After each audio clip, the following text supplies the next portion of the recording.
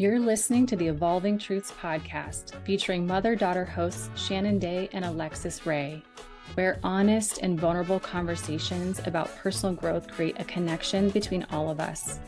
You're invited to experience the transformation that occurs when we allow the truth of who we are to evolve. Hello, my friend. Thank you so much for being here. My name's Alexus Rae, and I'm your host. With me, as always, is my mama, Shannon Day. Hey, Mom. Hey, Lex. We are so excited about today's episode because we're going to be discussing how we find metaphors for the journey of personal growth in nature. There will be at least 3 key takeaways. How are you feeling about today, Mom? Oh, I'm really excited. Before we dive into the nitty-gritty, it's been a few weeks. Fill me in. What's going on? I just had a fun trip from Colorado to Rhode Island. A good friend of ours is going to law school there, and that's a long drive. We went out to help her take her stuff. There, I got to fly to Arizona and spend a couple days with you. Then you flew back to Colorado with me. Now we're in Colorado and excited to be recording together. Did I mention we have a guest? Oh, don't give it away yet. What's happening in your life, Lex? So much. I have 3 new one-on-one life coaching clients. I started my new role as a brand ambassador for a company called Fused. I'm super stoked about getting into that industry. All of that is going on. And simultaneously, I have been thinking so much about bees. What bees, Lex? The insects. BEES. Seems a little random to me. It is. And I'm not entirely sure what sparked these back-to-back BEE realizations. For the past 3 weeks, I've had a bee theme. Bee theme for the past few weeks. That sounds interesting. As my adult child, I do my best to give you space and mind my business with you. But since we're doing this on the podcast, I'm guessing you'd love to share more. Thank you for asking. A few weeks ago, I was having a day. When I say a day, what do you think of? A day when things aren't going right. Exactly. Now, imagine that day, but instead put it on the positive side of the spectrum, the awesome side. A day where everything just feels right, connects, there's a flow. I was in the flow. I had a good morning ritual, amazing morning meetings, was buzzing on life. In the afternoon, I had a chance to lay down and take a nap because I had a healing touch appointment. Here would be a good spot for us to talk about healing touch for those who might not be familiar with it. It's a non-invasive form of energy healing to balance your health and healing of the body, mind, and spirit. I know that sounds very official, but we wanted to get it correct. I love you.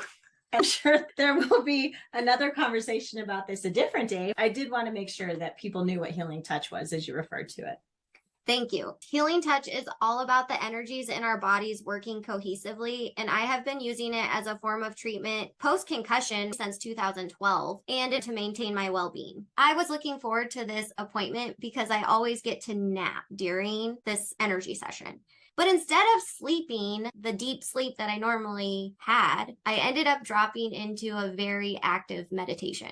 Did you feel you were asleep? My body was asleep, but my mind was awake.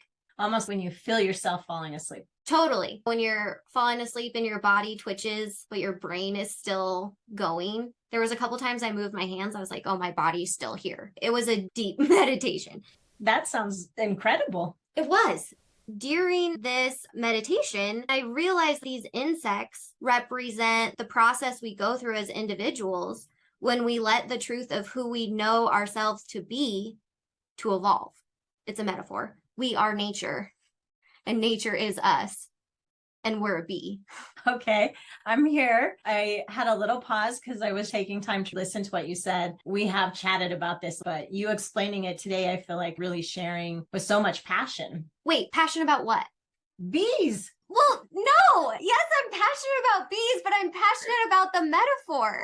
You put me in a trance while I was sitting here listening to you talking about it, and I got lost in it, similar to that state that you were in, I guess. Okay, I'll take it. Okay. Now I'm midway through this high energy and creative day, I just had a cool connection with nature and how we are bees in this meditation. Meanwhile, I know nothing about bees scientifically. Then the rest of my day carried on and was awesome. By the end of the night, I crashed. So the next day, did you take time to do some research about bees? I realized that I had two options. I could either go spend my time trying to research, or I can get this information talking to someone who knows more about bees than I do. Tell me who I called. You reached out to our friend Caitlin. You bet I did. Mom, who is Caitlin? First and foremost, Caitlin is a good friend of ours. Welcome, Caitlin. Thank you both. I'm excited to be here. Oh, Saw what you did there. I met Caitlin years ago. We were working at the domestic violence shelter. Neither of us do that work anymore. We definitely connected and have remained friends. When I was listening to your podcast and you're talking about taking shots with your grandma, I was in that room. It was so fun. She's the best. You've been in my life for a really long time. That happened the other day with Robin, my healing touch practitioner. I've known her since I was 10. I turned 30 next month. I've had people in my life for close to 20 years now. And my relationships are now getting this deep, rich vibrancy. I am grateful for everyone that has been a part of my journey. I'm so grateful to be here with you. Same. We'd love to tell you a little bit more about Caitlin before we move on. Caitlin is a life coach for multi-passionate souls who don't want to settle for less than a life that lights you up, energizes you, and fuels your passions, helping you to feel free to be yourself and create a life that reflects who you are. She is also a wedding coach for the couple who wants to tie the knot their own way. She believes love stories are one of a kind and weddings should be too. She's here to help couples through the planning process so you don't end up feeling you're just going through the motions on wedding day, and stay true to yourselves every step of the way. In true multi-passionate form, she also has a podcast called Full Heart Free Voice, is a yoga teacher, an artist, designer, gardener, and beekeeper, among other things. So excited you're here. I'm excited too. Thank you for the warm welcome. If you hear any funny little noises, my puppy Rio is joining us and he's learning to be a good podcast co-host. In our world, she is the master of bees. How long have you been studying bees? 7+ years. Not something I ever thought I would become obsessed with. I felt drawn to a Netflix documentary called Queen of the Sun. On the cover of it was this woman completely covered in honeybees. To get these bees on her, they put part of the queen's pheromone in a little vial on her neck. All of the bees of that hive, that colony, was attracted to her and landed on her. The thing that really spoke to my heart and changed something almost on a DNA level for me was watching the relationship the beekeepers had with the bees and the way they would talk about the bees as their girls. And they had this affection for insects, a relationship. It wasn't a one-way thing. They had this connection. Here we are, Evolving Truths podcast, where it's all about connection. And it was really beautiful. And I was fascinated. The connection that you were watching between the beekeeper and the bees, had you felt connection in that way before? I would say the first time I talked to a life coach when I was 18, and she told me about the philosophy of life coaching, there's something in that that speaks to my heart, and that's what I'm meant to do. Ooh, tell us the philosophy. The philosophy is helping you to visualize what is the biggest, brightest expression of you and your life, and how do we get you there and move you through the blocks that are holding you back. And in that moment, I was like, yes, I want to help people move forward. Yes, I resonate so deeply with that. Thank you for sharing that story, because it is about creating forward action, not just in our lives, but with the people that we work with. Absolutely.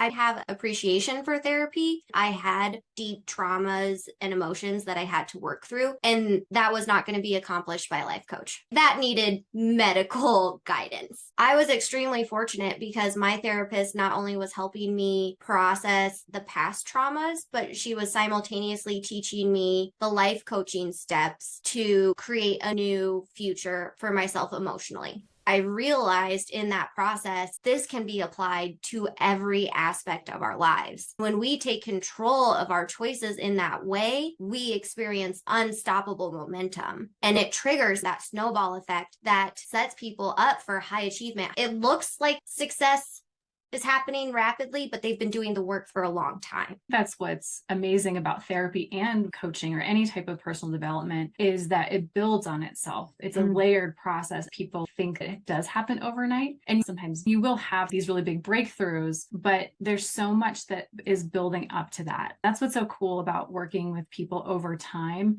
is I get to really watch their journey and see how they change and transform. I sat here listening and observing that conversation, and you two talk with so much passion. Here in this space, we have two incredible life coaches. You two are willing to come in this space and have this conversation and not view each other as competition, recognizing that individuals you work with take the information and then apply it in their lives. We're building a more beautiful collective. Yes. Absolutely. There is enough. There is more than enough. And I have a great bee metaphor for that. If we want to start getting into the bees. Yes. What's amazing about bees is that they're considered a superorganism. They are truly a collective in the most pure sense. Everything that they do is for the good of the whole. Some of them will even sacrifice themselves for the whole. That's something for us to remember, is that we are also part of this collective. Every bee is a cell in a body, and we are a cell in a body of this planet. So it is important, and there is this massive ripple effect when we're putting positive things and we're doing good things out into the world. We are benefiting all of us. In my meditation, I can't tell if I was a beekeeper, observing the bee, but I had the experience of the bee the day after my meditation. I audio messaged Caitlin. In the background was a previous episode. I re-listened to them in order to get better. In the episode that I was listening to, I named a woman that I look up to, and I called her a boss bee. And in that second that it played back to me after I'm having this weird, crazy bee thing, I just had a giant realization that I have been saying boss bee in my mind is B-E-E. And I'm pretty sure people are hearing me say boss bee with a capital B as in bitch. That is usually what we think of when we hear boss bee. That is what we think about. But I know I'm saying something different, and it all came together at the same time. Will you just share a little bit more why you don't want to call someone a boss bitch anymore? I don't want to use that word anymore as a way to try and uplift other women. And that is why I've made the commitment to try and say that word less. As I have gotten older and gone through this process of asking more questions in my life, why do I say these things? And then going another step further to say, where did that actually come from? And what am I saying by using these words? There are words that have not been used to be encouraging towards women and have not been used to set us up to win. And I don't want to unconsciously participate in systems like that anymore. I want to be responsible for how I show up. Please know I am saying B-E-E. You should be the queen bee of your life. That's really powerful. And I love the clarity that you have, because I think we can all make these choices for ourselves. Alexus, we would love to hear about this meditation that has had you buzzing with excitement. Good one. I'm in my meditation and I feel like I'm observing a bee, and I am in the hive, or I know that something is happening in the hive. And in the hive, we are being taught how to behave or what to do. I'm being taught my role as this bee from my surroundings. And then I start going out into the world. As I'm in the world, I'm being pushed around by the wind. It's pushing me one direction or the other. Or I'm hit by a drop of rain, and that nudges me in a different direction. I'm being rerouted on this journey out into the world, and the ultimate goal is to come back to the hive. The older I get, the longer my journeys away from the hive were. Eventually, I got so far away from the hive, or I was observing the bee get so far away from the hive, that it was as if it was getting shocked with a signal jammer. And it just started living the same cycle all over again, but it forgot about the hive. It was flying around in a little screwed up circle. The bee gets so far away from the hive, it forgets that the hive is even there, and it gets stuck in its own loop of behavior. For example, there's a meme of what success looks like, and it's this squiggly line all jumbled, and then there's an arrow coming out of the top. That's what the bee is doing, except erase the arrow at the top. It's just stuck there, repeating the same behaviors, the same habits over and over again. In the squiggles. The bee realizes, this sucks. Is this really what I have been working so hard for? Why am I even doing this? It starts to take steps towards the hive. And the hive was this personal calling. It was our soul self, our true voice, our little inner child. There are so many names for what that is. In order to get back to the hive, the bee had to face the decisions and the choices that pushed it away from the hive. Those things are emotional limitations, our self-sabotaging behaviors, our negative beliefs that we cannot do or be or become what we want to be. So the bee is making this journey back, and it's retracing its steps, but it's a different journey. Once enough of those lessons had been learned, challenges had been faced in a way that answers the call of personal purpose, the center of the hive, eventually you get so close to the hive that you start running into other bees that are on the same journey. And you realize that you are not doing this by yourself. This is actually what everyone is doing. We just don't realize it. Everyone's getting closer and closer to their own hive, but it's somehow a collective hive. That was my meditation. We are our gem, our purpose. Caitlin, you are the scientific bee master. Tell me how far off I am here. What I love about your meditation is that there are a lot of pieces that really are accurate to what happens for bees and the actual scientific part of it. Developmentally, in order for the queen to become a queen, she is only fed this substance called royal jelly from when she hatches all the way until she's then covered over into her little queen cell and becomes a queen. So technically any egg could become a queen if it was only fed royal jelly throughout its entire development. The difference between a queen bee and a worker bee, which are all females, by the way, the worker bees are fed royal jelly for a couple of days and then they're taken off of it and fed something else. Worker bees have lots of different jobs throughout the hive. Typically, most of them will eventually become a forager bee, which is the one that's out pollinating and collecting nectar to bring back to the hive that then they turn into honey. Tell me more about how the queen bee gets picked. The worker bees will decide that they need another queen. The queen doesn't just like rule all. There's actually something called a hive mind. The hive is all communicating. They're saying, all right, we need another queen. So maybe we're either going to create a whole new colony because we've outgrown our space, or maybe our current queen is getting old and weak. We need a new queen to keep the survival. The worker bees will create what's called the queen cell. These really special long cells. The queen goes and lays the eggs for the other queens. The nurse bees know that I only feed the eggs in this special type of cell, this royal jelly exclusively. Then several bees or queen bees will hatch and then they battle it out to the death. Ooh, stop! The other thing that really struck me about your meditation that was so intuitively on was that confusion people get when they get disconnected from their hive or maybe disconnected from themselves. That actually does happen with colonies. What helps a colony of bees know that they belong together, they're all part of the same superorganism, is the queen's pheromone. Doing their thing, they bump up against each other and they bump up against the queen. They're all spreading this pheromone to each other. So as they're connecting and making contact, they're like, hey, we belong together. But as that bee is out further, that smell of that pheromone does fade. And so that's why it does come back to the colony. That's the thing that's so hard. We get pushed away from the hive and we don't even realize it. Right. When we start facing something in life, we feel like it's there all of a sudden. We don't see all the little things that got us to that point. But when we start to work on something, we expect those results to be right now. And we take for granted all those steps that take us from ourselves. Building the collective, growing a community of like-minded individuals, things that are going to help us feel better as humans and be a more whole person. That's not overnight.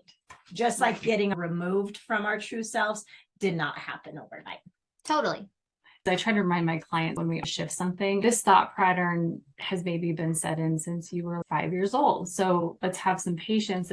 That's also something that can happen within a colony, is that there can be a disease or an infestation that is really small. creep in super slowly. That colony can still be doing their thing and they look fine and they're managing it, which I think is people, we manage, we cover it up, we do all the things. But then there's this tipping point where a colony is so overwhelmed by this infestation of mites, for example, or a disease that they just start to collapse. There is this breakdown moment, insert therapist, doctor, whatever. Amen.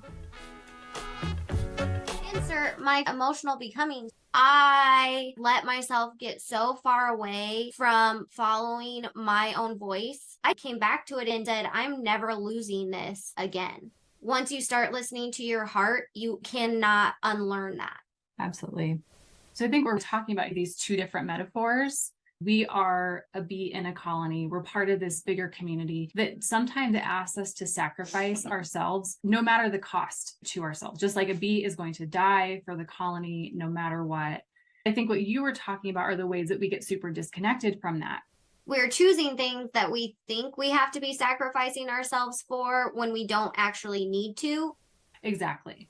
And the other metaphor is that just like a bee colony, like a superorganism, we're a superorganism. We have all these different parts of who we are. If we're really nurturing every aspect of who we are and we're starting to listen to ourselves and we're honoring and we're not sacrificing, we're actually feeding every aspect, then we're going to be this happy, healthy, thriving whole that can in turn give back to the larger community. We have to feed ourselves the special honey. We get to choose that. What books are we reading? What are we watching? What are we listening to? Who we surround ourselves with? We all need special honey, but Caitlin, when you were saying the queen becomes a bee because she gets special honey, any bee could be given that special honey. Yeah. Any bee can become the queen. We are actually meant to do that. We are meant to become the goats of our own lives. And the sooner in life you can learn that. And to find your truth, ultimately, and to find your truth. And like you're saying, when we come back to that essential self, is your truth is going to look different than my truth. Yes. And there might be things that we share truths on, but it's still going to be our own experiences that feed into that. We are nature. Thank you, Caitlin, for saying that there are multiple metaphors in this bee analogy. We get to talk about big ideas in ways that make them easier for us to understand so we can take action in our life. Apply it to action, to a new habit, to a new mindset. The next time I see a bee, I'm definitely going to think about a few more things. And that is a beautiful thing that we each have the opportunity to do. Caitlin, I just want to say thank you for helping me feel validated by there being some science behind my meditation. Absolutely. I'm so appreciative to be part of this conversation. There may be more conversation to be had. Would you come back and visit with us again? Anytime you want to continue this, I'm always happy to nerd out about bees. Caitlin, we'd love for our listeners to know how they can find you. So if you want to get in touch with me, you can go to my website, which is CaitlinBosshart.com. If you're interested in the wedding coaching, that is tiethenotyourway.com. I'm on Instagram at Caitlin_Bosshart. Caitlin and I have worked together in life coaching. If you are multi-passionate and don't want to live in a box anymore, Caitlin is the person for you. Thank you, Caitlin, for being a person in my life. It's been amazing to support you and watch your journey. The link's in the show notes, and we encourage you to learn more about Caitlin. Thank you so much for being here. Follow the show wherever you are listening. If Mom and I are totally your cup of tea, please leave a 5-star rating and review. Share this episode with someone that you want to be in a hive with and would love to encourage to do something different in life. We will be back next week, but until then, life is beautiful and we are witness to its magic. Have a good one. Connect with Shannon and Alexus and the Evolving Truths community by visiting evolvingtruthspodcast.com. Links are in the show notes. The artwork for this project was created by Julie B. Salazar and is entitled Celebration from the Inner Landscape print series. The Evolving Truths podcast is produced and edited by Shannon Day and Alexus Rae, recorded from the Corner Studio in conjunction with Alexus Rae Enterprises, LLC.